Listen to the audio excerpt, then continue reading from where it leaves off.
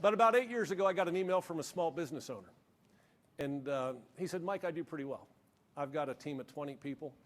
Last year, I had $2 million in revenue. He said, the problem is I work from 4 in the morning until midnight, 6 days a week.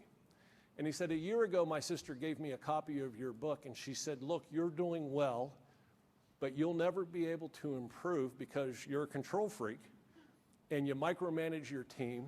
The best ones leave you every year because they don't want to work for you. And those that are left behind just wait to be told what to do. Nobody takes any ownership.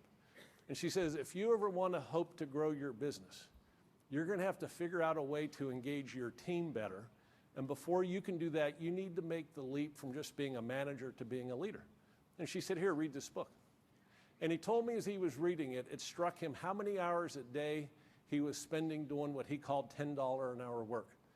The work that his team could have or should have been doing, but they weren't because he refused to let go.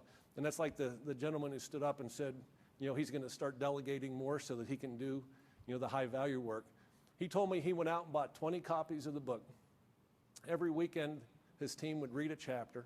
Every Monday morning, the first thing they did before starting work was to get together and discuss what was in that chapter and ask themselves, are we modeling these behaviors here in our own workplace? And if not, what's keeping us from doing even better? The day he wrote me the email, it had been a year since he finished that project.